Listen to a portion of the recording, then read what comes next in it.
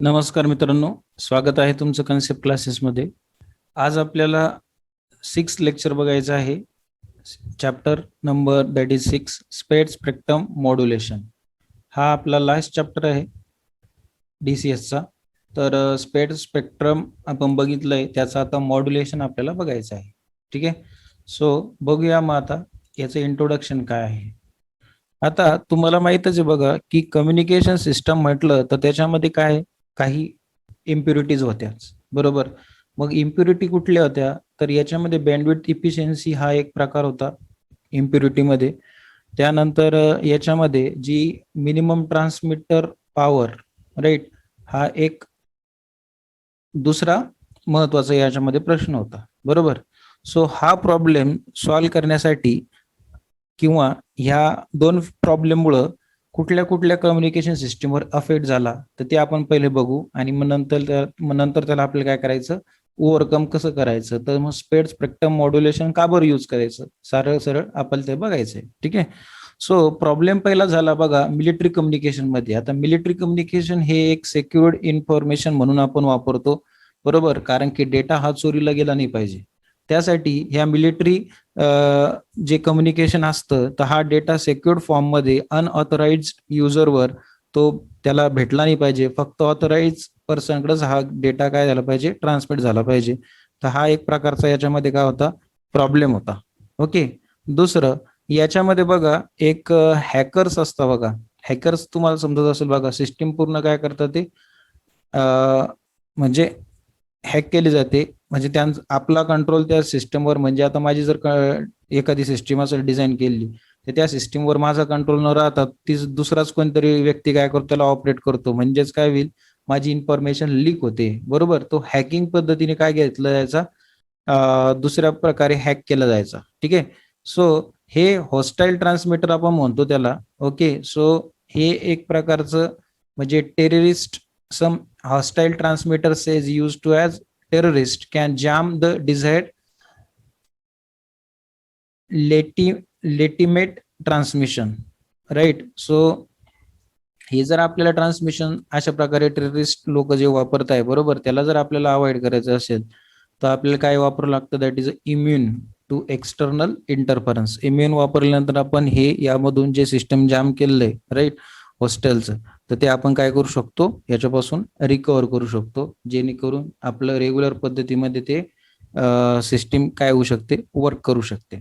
मग आता याच्यावर रेमिडी काय, द प्रॉब्लेम हा जो आहे बँडविड्थचा पॉवर मिनिमम साठी, ट्रान्समीटर पॉवरसाठी, किंवा मिलिटरी कम्युनिकेशन, किंवा जे हॅकर्स असतात त्याच्यापासून आपला डेटा सिक्युर ठेवण्यासाठी आपण यूज काय करतो, स्पेड स्पेक्ट्रम मॉड्युलेशन. मग आता प्रश्न येतो की बुवा स्पेड स्पेक्ट्रम मॉड्युलेशन मध्ये काय नवीन आहे. ठीक आहे. सो स्पेड स्पेक्ट्रम मॉड्युलेशन मध्ये नवीन आहे असं की याच्यामध्ये काय आहे, याची बँडविड्थ काय आहे, फार जास्त आहे. याच्यामध्ये वायडर बँडविड्थ आहे याची. नंतर पर्टिक्युलर बँडविड्थ आपण स्पेड डिलिबरेटली आपण म्हणू शकतो फ्रिक्वेन्सी डोमेन पर्यंत, आणि स्पेड स्पेक्ट्रम बँडविड्थ ही याची वायडर आहे. सो जसं की स्पेड स्पेक्ट्रम ट्रान्समीटर जर तुम्ही वापरलं, त्याला इन्फॉर्मेशन दिली स्मॉल बँडविड्थ वाली इनपुट, राईट, तर तुम्हाला आउटपुट काय मिळतं, लार्ज बँडविड्थ. म्हणजे हे वन टाईपचं काय झालं, ॲम्प्लिफाईंग सिस्टम झाली, बरोबर. सो ॲम्प्लिफाईंग सिस्टम ही चांगली असते. जसं की आपण आता माईक मध्ये जर बोलतो तर आपला आवाज काय होतो, हा ॲम्प्लिफाय होतो, बरोबर. म्हणजेच जो लास्ट जो बसलेला असेल व्यक्ती त्यापर्यंत काय होईल, प्रॉपर आवाज येईल, बरोबर. सो त्यासाठी आपण काय वापरतो, ॲम्प्लिफायर यूज करतो. तर सेम पद्धतीने यामध्ये आपण स्प्रेड स्पेक्ट्रम ट्रान्समीटर वापरतोय. ठीक आहे. सो हाऊ इज स्पेड spectrum signal is a different from normal signal. मग आता ठीक आहे भाऊ, आता आपण वापरतोय स्पेड स्पेक्ट्रम सिग मॉड्युलेशन, तर याच्यामध्ये नवीन काय, तर बघा एक तर आहे मॉड्युलेशन. महत्वाचं पहा, याच्यामध्ये एक काय, लार्ज बँडविड्थ आहे, राईट. दुसरं की याच्यामध्ये in validity uses of some kind of coding आपण वापरतो, राईट. आणि ही जी कोडिंग आहे ही इन द फॉर्म ऑफ काय असते, कोडवर्डच्या फॉर्ममध्ये डिझाईन केलेली असते, राईट. सो कोडवर्ड हा स्पेड स्पेक्ट्रमचा इंडिपेंडंट असतो information carried by the signal सोबत. म्हणजे ही एक याच्यामध्ये चांगल्या प्रकारची सिक्युरिटी, फक्त कोडच वापरत नाही तर त्याच्यामध्ये कोड वर्ड सुद्धा काय होतो, वापरला जातो, राईट. तर हा याच्यामध्ये एक महत्वाचा advantage. The most important point of spared spectrum signal is a pseudo random nature. Pseudo random म्हणजेच ते PN म्हणतो आपण, त्याला PN ने रिप्रेझेंट करतो, राईट. ह्या स्पिडो रॅन्डम मध्ये जो अपिअर होणारा रॅन्डम नॉइज आहे, राईट, ऍट द रिसिव्हर, तर तो डिमॉड्युलेट केला जातो आणि तुमची इन्फॉर्मेशन ही पुन्हा काय केली जाते, रिकवर केली जाते ऍट द रिसिव्हर. म्हणून आपण ह्या स्युडो रॅन्डम नेचरमुळे नॉइज इम्युनिटी ही काय होऊ शकते, याच्यामध्ये कमी होऊ शकते. आता याच्यामध्ये महत्वाचा भाग काय, इम्पॉर्टन्स काय आहे, की ही एक प्रकारची सेक्युअर कम्युनिकेशन सिस्टीम आहे, राईट. अनवॉन्टेड पर्सन याच्यामध्ये कोणी घुसू शकतच नाही.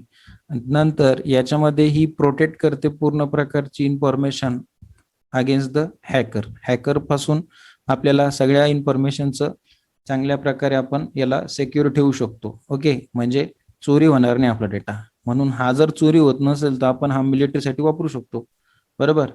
मिलिटरीसाठी म्हणा किंवा नॉन मिलिटरीसाठी ऍप्लिकेशन आपण वापरू शकतो याचा, दॅट इज स्पेड स्पेक्ट्रमचे.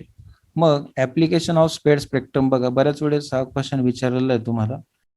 तर फर्स्ट ऍप्लिकेशन आहे त्याचं की it avoid the international interference called as a jamming. आता हा जॅमिंग आपण टेररिस्ट साठी बघितलं होतं, बरोबर.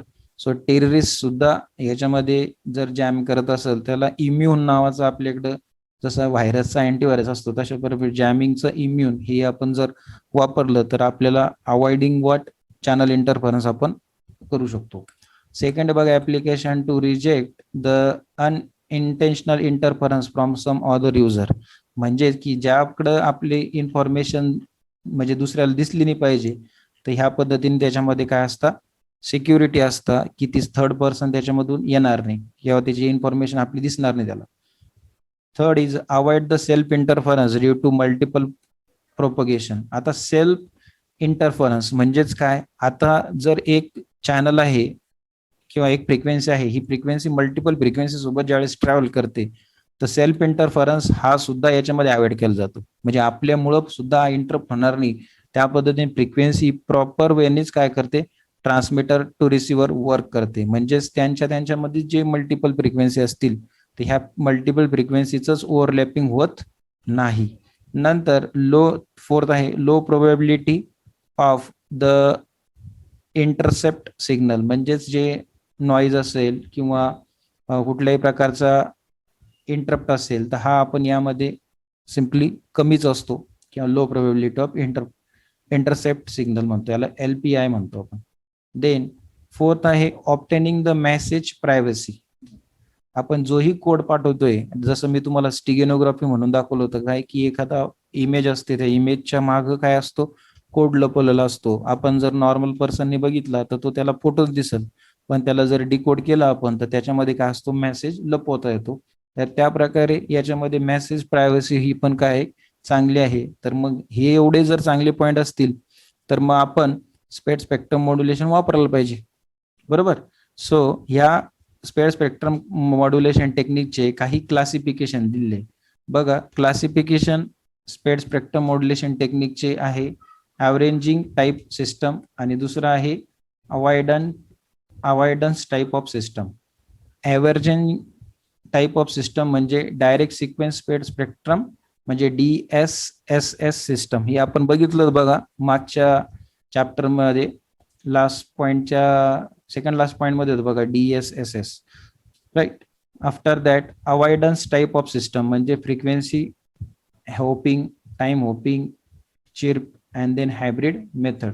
ह्या क्लासिफिकेशन कशाचे आहे, अवॉइडन्स टाईप ऑफ सिस्टम. म्हणजे सिग्नल स्पेड स्पेक्ट्रम मॉड्युलेशनचे मेन दोनच टाईप, ॲव्हरेजिंग टाईप आणि avoidance type. Okay, but averaging type हे एकाच याच्यामध्ये डिवाइड होतो आणि हे 4 याच्यामध्ये डिवाइड होतो.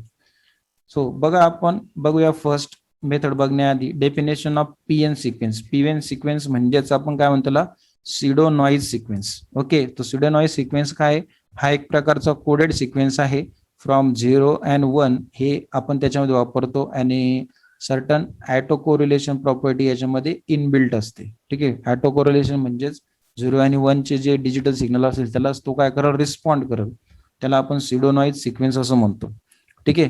So uses of PN sequence in signal spread spectrum मध्ये बघा, यामध्ये पीएन सिक्वेन्स हा कसा आहे, रॅन्डम सिक्वेन्स आहे आणि हा रॅन्डम सिक्वेन्स असल्यामुळं हा इम्प्रेस होतो at the transmitter signal, right. So ट्रान्समिटरला आपण सिग्नल ज्यावेळेस प्रोव्हाइड करतो तर हा spread signal random over the large frequency spectrum, म्हणजे जसं आपण ट्रान्समिटरला स्प्रेड स्पेक्ट्रम अटॅच केलेलं आहे त्या पद्धतीने हे काय होईल, ट्रान्समिटर स्प्रेड करणार signal randomly over a large frequency. Okay, so त्या पद्धतीमध्ये random nature of PN sequence यामुळं आपल्याला नॉईज सिग्नल कुठलेही असतील, राईट, तो noise nature of pseudo sequence of spread spectrum transmitter is appear to be a noise signal. म्हणजे लक्षात असू द्या, याच्यामध्ये काय होईल, नॉईज सिग्नल तुम्हाला अपेअर होईल आणि हा रिसिव्हरवर आपल्याला काय केलं जाईल, डिझायर्ड रिसिव्हरवर फक्त हा नॉईज दिसून येणार नाही, बट बाकीच्या रिसिव्हरवर हा नॉईज दिसून येईल. ओके, पण डिझायर्ड रिसिव्हरवर हा नॉईज दिसून येणार नाही. नेक्स्ट बघा, that is a सिडो noise sequence generation. मग आता हे सिडो नॉईज सिक्वेन्स जनरेशन हे कशा प्रकारे वर्क करतं, तर बघा आपल्याला इथे एक ब्लॉक डायग्राम यांनी प्रोव्हाइड केलेली आहे, सिडो रॅन्डम सिक्वेन्स जनरेटर. ह्या सिडो रॅन्डम सिक्वेन्स जनरेटर मध्ये आपण शिफ्ट रजिस्टर वापरतो. ओके, फ्लिप फ्लॉप सुद्धा यामध्ये काय केलं यांनी वापरलेलं आहे. सो डी फ्लिप फ्लॉप बघा, हा D0 दिलेला आहे, D0 D1 up to DM पर्यंत आहे. तर D flip flop connect in a such a way that D input is a flip flop is connected to the what Q output. बघा हे Q output एकमेकांना connect होत आहे ना, D चं, आणि हे जातं आउटपुट Q चं, बरोबर. मग Q चं आउटपुट कोणाला कनेक्ट होतो, पुन्हा D1 ला. So input of D0 is first D flip flop has been connected to the output of parity generator. पहिले याचं कशाला कनेक्ट होतो, तो पॅरिटी जनरेटरला झाला पहिले कनेक्ट, इकडे याला याचा पॅरिटी जनरेटरला. नंतर दुसऱ्या फ्लिप फ्लॉप 0 आणि देन फ्लिप फ्लॉप 1. त्याच पद्धतीने फ्लिप फ्लॉप 1 काय करणार, D1 हे आउटपुट याच्यामध्ये क्लॉक ही काय होईल, बाय डिफॉल्ट ऍड होत चालेल सगळ्या याच्यामध्ये. ठीक आहे, सो FF1 मध्ये D1चं जे D0चं जे आउटपुट आहे तर ते ॲज अ इनपुट म्हणून फ्लिप फ्लॉप 1 ला प्रोव्हाइड करतो आपण, आणि ते असणार Q0 Q1च्या फॉर्ममध्ये, आणि त्यानंतर ते पुढं output Q1 of flip flop 1 हे प्रोव्हाइड केलं जातं पुन्हा पॅरिटी जनरेटरला, आणि पॅरिटी जनरेटर थ्रू पुन्हा फ्लिप फ्लॉप नेक्स्ट पुढचे जे असेल हे फ्लिप फ्लॉप 2, 3, 4. तर यामध्ये काय की हे सगळे आपण पॅरिटी जनरेटरला काय करतोय, हे आउटपुट सुद्धा त्याला पाठवतोय आणि फ्लिप फ्लॉपला सुद्धा काय करतोय, पुढे ट्रान्सफर करतोय, right. So characteristic generated by PN sequence generator is a Q0 Q1 up to QM and depend upon flip flop used M on the selection which flip flop output is connected to the input of parity generator. हा जो M वापरतोय आपण, right, तो output connect करतोय input of what, parity generator through. Okay, then after that state of each flip flop, आपण जे flip flop वापरतोय तर याच्यामध्ये हा शिफ्ट होतो नेक्स्ट फ्लिप फ्लॉपवर, करस्पॉन्डिंग व्हॉट इट्स क्लॉक. जे मी आता सांगितलं क्लॉक, याच्यामध्ये काय करायचं आपल्याला, क्लॉक पल्सेस ऍड करायचे, आणि जे शिफ्ट रजिस्टर M आहे फ्लिप फ्लॉपचा हा सेकंड नंबर ऑफ स्टेट म्हणजे 0, 1, 2, 3 म्हणजेच त्याला आपण रिप्रेझेंट करतो 0, 0, 0 and then Q0 Q1 QM-1 as a 1, 1, 1 output सिक्वेन्सवर. ओके, सो ह्या पद्धतीमध्ये हे काय होतं, आपलं जे सिडो रॅन्डम सिक्वेन्स जनरेटर हा काय होतो, पुढं एका फ्लिप फ्लॉप नंतर दुसऱ्या फ्लिप फ्लॉपला काय करतो, हा सिक्वेन्स ट्रान्सफर करत असतो. इथं दिलं आहे बघा, output of parity generator. Output हे दोन प्रकारचं असतं, एक लॉजिक 0 आणि लॉजिक 1च्या फॉर्ममध्ये. लॉजिक 0 जर आलं तर हे काय असणार आपलं, even number of input or logic is 0, and logic 1 म्हटलं तर odd number of input at logic 1. ठीक आहे, सो 0 असेल तर इवन घ्या आणि लॉजिक 1 असेल तर ऑड घ्या, राईट. देन यानंतर बघा, that is maximum length sequence. आता ह्या मॅक्सिमम लेंथ सिक्वेन्स मध्ये डायग्राम प्रोव्हाइड केलेली बघा आपल्याला, that is maximum length sequence generator. याच्यामध्ये आपण कॉमनली यूज करतो पिरियडिक PN सिक्वेन्स, आणि हा सिक्वेन्स असतो लॉंग पिरियडसाठी, आणि याला लागतं फीडबॅक शिफ्ट रजिस्टर. हा बघा फीडबॅक आपण इथं वापरलाय, बरोबर. तुम्हाला कम्युनिकेशन मध्ये फीडबॅक एम्प्लिफायर वापरावा लागतो बऱ्याच वेळेस बघा ऑसिलेशन मध्ये. तर ह्या प्रकारे इथं आपण काय करतो, फीडबॅक शिफ्ट रजिस्टर वापरतो फॉर पिरियडिक पीएन सिक्वेन्स साठी, right. So PN sequence generate काय करतो, एम रजिस्टर फीडबॅक, आणि shift register produces what, sequence of a length that is a 2⁻m-1. हा 2⁻m-1 सिक्वेन्स हा आपण यातच डिस्कस केला याआधी, बरोबर.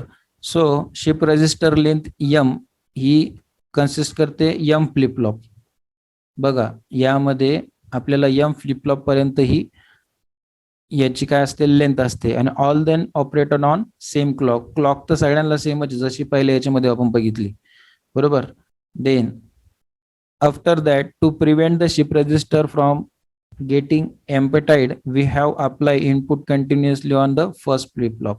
आपण आपल्याला कुठल्याच प्रकारचं म्हणजे शिफ्ट रजिस्टर पासून आपल्याला प्रिव्हेंट करायचं असेल तर आपल्याला कंटिन्युअस फर्स्ट फ्लिप फ्लॉपला काय करावं लागणार, इनपुट द्यावंच लागणार, ठीक आहे, continuously. And this input is calculated by taking in to the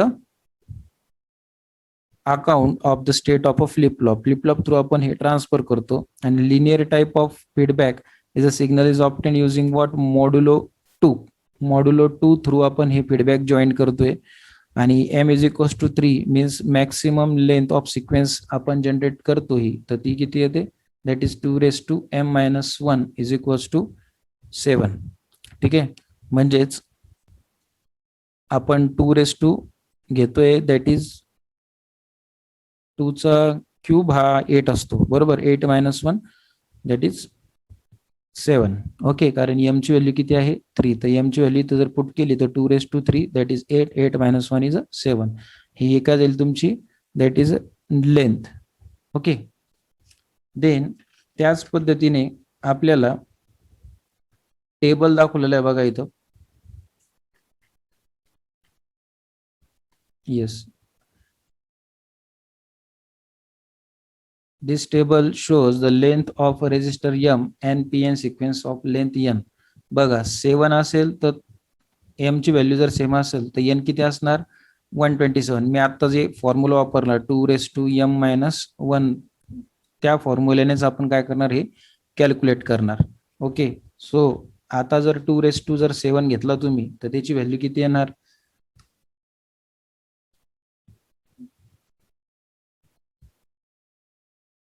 2⁻7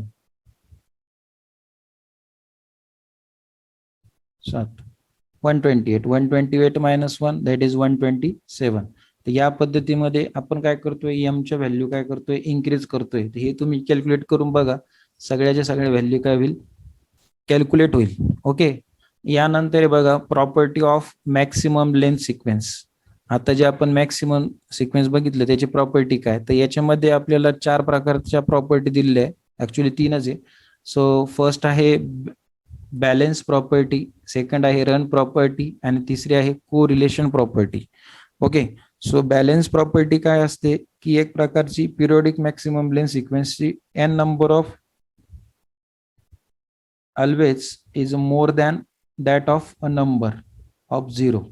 Okay, ones is always more than 1 हा मोठाच असणार कोणापेक्षा, that of zeros, right. This is called as a balancing property. balancing property आपण याला असं म्हणतो. त्यानंतर रन प्रॉपर्टी. रन प्रॉपर्टी म्हणजे the property state that among the runs 1 and 0 and each period of maximum length sequence. ओके, त्याच्यामध्ये runs that among the what, runs 1 and 0 in each period of maximum length, तर त्याला आपण run property असं म्हणतो. यामध्ये बघा 1/2 रन, इथं हे महत्वाचं आहे, 1/2 रन.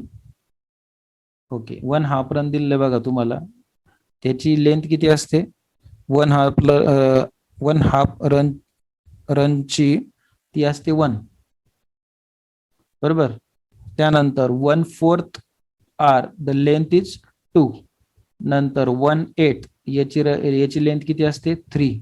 त्यानंतर 1/16 म्हणजे तिची लेंथ किती असणार, 4. अशा प्रकारे काय होईल, वाढत जाईल, राईट. आणि मग याचा सिक्वेन्स तुमचा बनणार for that means that is 0011 0011 अशा प्रकारे काय होईल ही सिक्वेन्स वाढत जाईल. Okay, then the length of sub sequence of a run, इथे एक दिलंय बघा, the total number of run will be m+1 divided by 2 and the state of feedback of shift register being used. ठीक आहे, त्याच्यासाठी आपण शिफ्ट रजिस्टर यासाठी वापरतो फॉर m+1. ओके, त्यानंतर आहे third property that is a correlation. तर correlation म्हणजेच काय की property which is auto correlated with maximum length sequence in a period. Okay, auto correlation हा शब्द आपल्याला कशामध्ये गेला होता, आत्ताच गेला होता. ॲटो कोरिलेशन म्हणजे तो ॲटो ऍडजस्ट होतोय, आपण बघितलं तो पीएन सिक्वेन्स मध्ये, बरोबर. तर हा सुद्धा काय ॲटो कोरिलेशन आहे with maximum length of a period and has possible value. याच्यामध्ये आपण काय करू शकतो, ॲटो कोरिलेशन करू शकतो. तर याच्या नावातच आहे कोरिलेशन प्रॉपर्टी. ओके, त्यानंतर एक इथं प्रॉब्लेम दिलाय का बघा पीएन सिक्वेन्स जनरेटरचा. तर ही डायग्राम प्रोव्हाइड केली आहे त्यांनी आणि त्या पद्धतीने फ्लिप फ्लॉप तुम्हाला काय करायचं आहे, फाइंड करायचं आहे. तर बघा ह्या प्रकारचं कॉम्बिनेशन आपल्याला यामध्ये मिळतंय. तर क्लॉक पल्सेस तुम्ही किती घेणार आहे, 0 1 2 3 4 5 6 अप टू 11 तुम्ही क्लॉक पल्सेस घेतले आणि त्याच्या अक्रॉस मध्ये शिफ्ट रजिस्टर आउटपुट किती मिळतंय तुम्हाला, Q1 Q2 आणि Q3च्या अगेन्स्ट मध्ये, बरोबर. सो Q3 आणि Q2 यांनी काय XOR गेट थ्रू आपण आउटपुट घेतो. तर XOR गेट हे तुम्हाला लॉजिक गेट तर झालेलेच आहे डिजिटलमध्ये. तर त्या पद्धतीमध्ये आपल्याला याच्यामध्ये 00चा सिक्वेन्स आपल्याला काय मिळतो, 0011. तर हे कॉम्बिनेशन आपण एक घर शिफ्ट करून काय करतोय, डाऊन साईडला याला शिफ्ट करत चालायचंय. ठीक आहे, सो जे आउटपुट येईल आपलं तर ते आउटपुट आपण काय करणार, यामध्ये पीएन सिक्वेन्स Q3 मध्ये जशाच तसं इथं मेन्शन करणार. ठीक आहे, so this is the example. आणि ह्या पीएन सिक्वेन्सचं जे आउटपुट आलेलं आहे Q3चं, बरोबर, हे सिक्वेन्स. तर ह्या सिक्वेन्सवरून आपण काय करतोय, याची स्क्वेअर वेव्ह फॉर्म करतोय, त्यालाच आपण म्हणतो PN sequence obtain at Q3. Okay, so याच्यामध्ये इम्पॉर्टंट ऑब्झर्वेशन काय की तुम्हाला 2m ही व्हॅल्यू 2m-1 याच्यावरून आपल्याला कॅपिटल एन ची व्हॅल्यू मिळते. हे आपण ऑलरेडी 7 फाइंड केलेली आहे. म्हणजे ही जी 7 जी व्हॅल्यू आली याचा अर्थ काय होतो, 7 क्लॉक सायकल आहे त्याच्यामध्ये, बरोबर. त्याच पद्धतीमध्ये पीएन सिक्वेन्स हा नॉन रिटर्निंग 0 टाईप असतो. म्हणजे NRZ विथ लॉजिक 1 रिप्रेझेंट करतो. Logic 1 which represent +1 and binary 0 which represent -1. लक्षात असू द्या, लॉजिक 1 असेल तर +1 आणि लॉजिक बायनरी सिक्वेन्स जर 0 असेल तर is represent minus. So the duration of every bit is known as what, chip duration. आणि जे चिप ड्युरेशन दाखवलं जातं TC ने, TCC indicate chip and T is nothing but a duration. आणि chip rate दाखवला जातो RC ने, R indicate rate and C is a chip. Okay, so TC is equals to 1/RC. Actually ही frequency झाली बरं याची. Frequency ही direct inversely proportional to time period ना. सो आपण त्या पद्धती त्याला रिप्रेझेंट करू शकतो. So TB is equals to आपल्याला काय मिळते, that is NEC, right. Bit rate is equals to chip rate. Okay, so PN sequence या पद्धतीत आपण रिप्रेझेंट करतो. आणि हे एक तुम्हाला सेकंड प्रॉब्लेम दिलेला आहे, तर ह्याच पद्धतीने तो सॉल्व्ह करायचा आहे. नेक्स्ट लेक्चरमध्ये आपण बघणार आहोत that is a block diagram of spectrum modulation system. Okay, so we will stop here. Thank you.